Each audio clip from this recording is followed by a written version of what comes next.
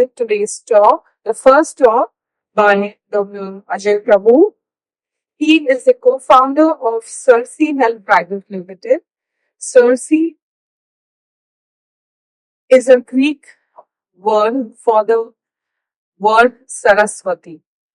He has worked at the US White House to collate several resources during the Obama administration. He's the finalist in Shark Tank India Season 1 on Sony TV. He's managed medical inventions and patents marketing for US NIH, FDA, and CDC. He has founded 6 startups in the USA, Australia, and in India. He has authored 2 patents in the field of medical diagnostics and is a co-founder of Plant RX Institute. So we welcome Dr. Ajay Prabhu, and he is speaking to us on lifestyle diseases and management. What, why, and how. Dr. Ajay Prabhu.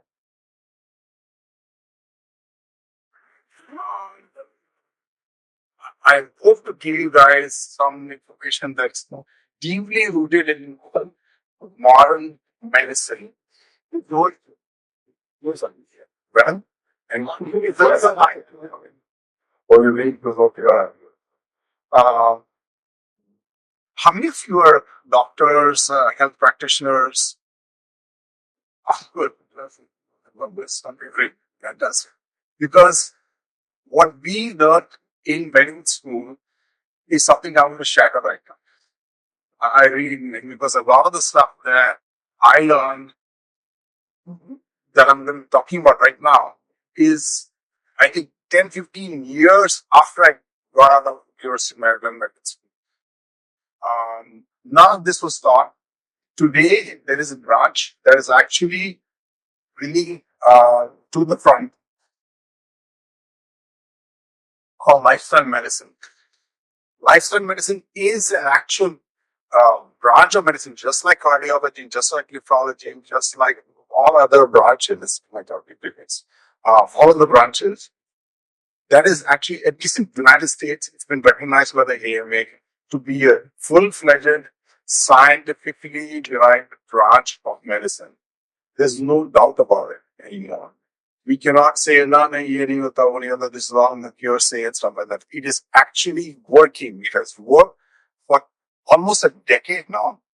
My wife can attest to the numerous patients that she's treated in the US, and now we're treating here in India to actually leverage this particular branch of medicine, or lifestyle medicine.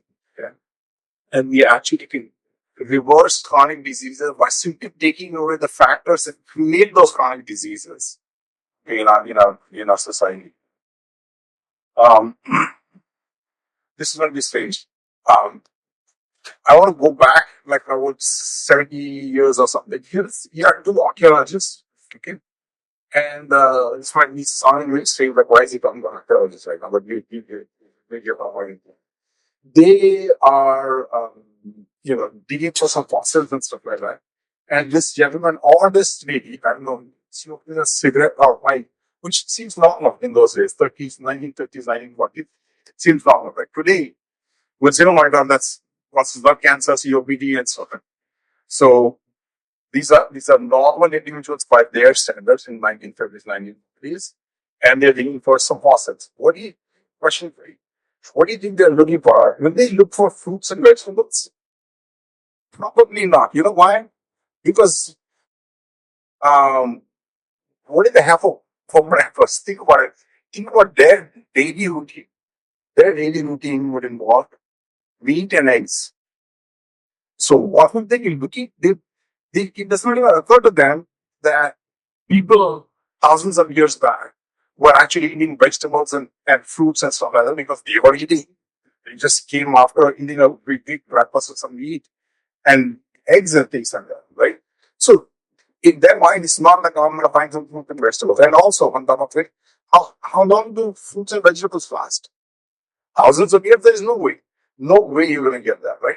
However, latest science can look at the dental caries, dental deposits, and find pollen grains in there. But they didn't have the technology to do that. In 1930s, 1940s, they had no idea what a SEM or scanning electron microscope was and so on. So the point I'm trying to make is that as we find new things in science, we have to change our thinking what was the disease, what is not was a disease. Finally, we went on here. So let's go back to there are few core components of medicine. I'm not just saying here. The first one is exercise. The second one is social interaction. Very, very important. And this is more so in the Western world than in Asia, especially in India. We don't have much of a problem in this, although it's becoming a little bit of a problem. Sleep is a very, very important component. There's tons of data to show what sleep can do for somebody's health. And of course, we know this de-stressing, obviously avoiding harmful substances. And the core of lifestyle medicine centers around nutrition. When I say nutrition, I mean things that actually reduce your inflammation level, things that try to, keep your body in sync with nature. And this is actually is how stable diseases, or if you do it for an extended period of time, reverse your chronic condition. When I say chronic condition, I'm talking about, most of you have done, say, metabolic syndrome, diabetes, PCOS, arthritis, hypertension, heart disease. Okay. So we'll be concentrating mostly on nutrition. That's why the emphasis on nutrition. That's why plant RX exists. We really want to push this forward, this agenda of making sure that people understand what can plants do for us in terms of our nutrition and our health. So what is plant-based eating? Plant-based eating involves grains and wheat, no fish, meat, eggs, nothing. Lots of beans and lentils, vegetables, lots of vegetables, milk, cheese, butter, ghee, uh, fruits, lots of it. Chips, burgers, ice cream, none of it. Preferably none of it. It's very hard, but these days in the modern society. So these are the components that are dominant in our nutrition on a day-to-day basis. Okay. So you want me to give you want me to eat plants. What is it going to give me? What I want to show you is actually for everything I can tell you, all our plant-based doctors sitting here will let's say I can venture on this for an hour, 2 hours, saying what this specific disease or syndrome can be reversed or put in the remission. So for human beings, no, constipation. I mean, I'm just picking some random ones. Okay, I just have like 6 or 7, but actually, I think we have like a disease list of about 30, 31 that can be put in the remission. Heart disease, congestion, malnutrition, stroke, cancer, diabetes, for sure. And of course, this is not really a disease. It comes as part and parcel of your being, you're eating more plants. Automatically you lose weight. So whenever we have a patient that comes in and says, I want to lose weight, we put that aside. We don't even talk to them about their weight loss. We ask them, what are you doing in your daily life? Or what is your nutrition? How much exercise do you do, etc. And we take them through the journey of taking care of those issues. Weight loss happens. And it's not a weight loss that, it's a seesaw weight loss. Weight loss will remain with them. And of course, it's good for the animals and it's good for the market because, we are not consuming animals. I mean, there are some statistics you guys might know, the amount of soybean being needed to feed these days cows and all these guys are fed soybean.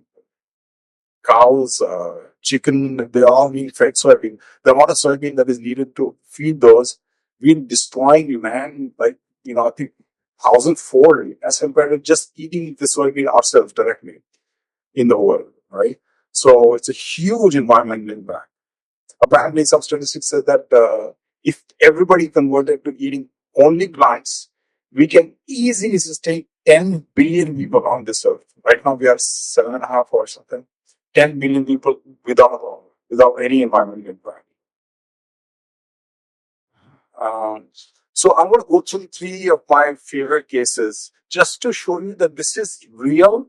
This is not imagination. This is not foo-foo. We're, we're all, at least most of the people that we're sitting here are all deeply rooted in allopathy, and at least some of us more in Ayurveda.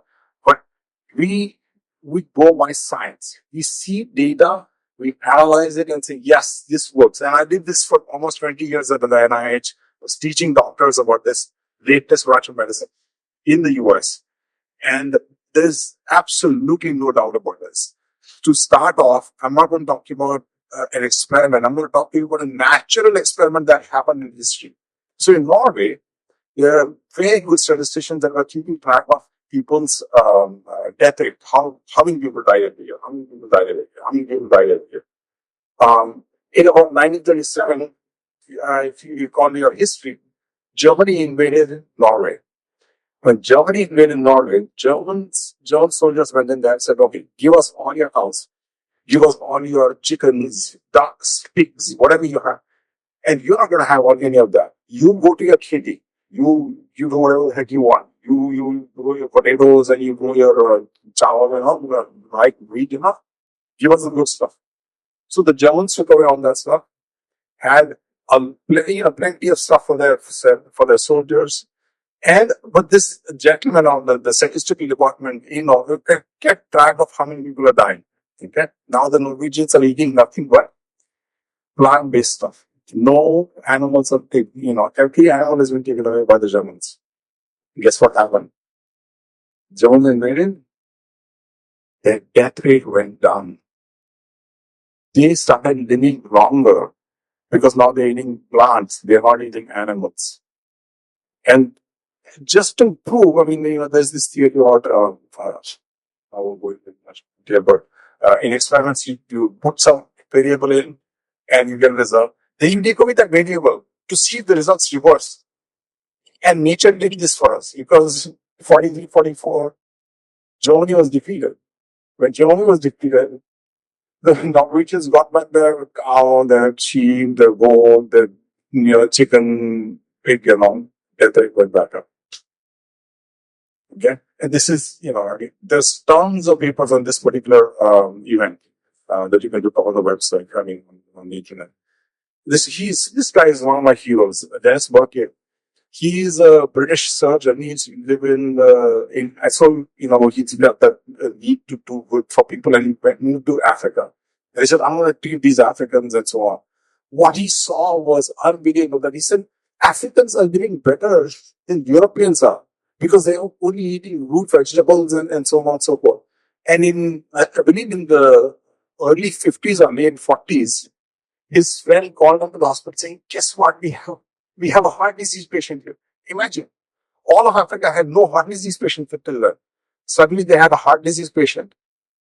They did whatever they had to do, surgery or whatever to fix him or give him meds. And turned out that this heart disease patient that they had was an African boy that became a judge and was living in England, and he had just moved back to Africa or Uganda, whatever. Isn't it ironic? I mean, the guy went to the Western world, started eating on their picking up their bad habits of being, very lazy about, moving around and eating all the meat and high saturated fats and stuff like that. And he became a heart disease patient and came back to Africa. And the next one, the last one that I'll present to you, is an actual case that many of us are familiar with. There's a surgeon, I don't know where he's pictured in the top, Dr. SLC. He's a surgeon who he had a patient, and the patient basically said, I really don't want to go into surgery or intensive medicines and stuff like that for a coronary blockage in one of his right areas. And what he said was, I'm willing to do anything besides getting medicine or getting surgery for this blockage. And Dr. Singh said, fine, start eating plants. Just completely give up all your meat and, dairy and so on and so forth. When he did that, this is, I believe, a 2-year gap between the two pictures there. The same farmer gap is perfectly fine. So he can, his heart disease actually went away. Actually, went away. Okay. Loss. Went away. With Robinson. And the next one that I'm about to hear about is us. This is actually us. This is a few years ago. I thought you didn't hear put this up. But that's the tummy I had. No, I had my cholesterol. My healing was very poor. I documents for that. She had abnormal liver enzymes, PCOS, endurance was horrible, and I'm one of the first ones in India who got wise. I had that in point time. I was 38 or something, like what's that age now? I don't remember. Um, so all this happened only because we just stopped eating animal stuff over the years. But I mean, it's been like 5 years for me, and for her like 12 years or something. But that's not true. Okay, so I think I'm done with my set. The one slide that I know what this is. We need to stop this tap from what we're doing as doctors is doing chado or pocha on the water that's spitting without turning the tap off. You know, so we need to learn how to turn the tap off. How can we find we can be a healthier society overall.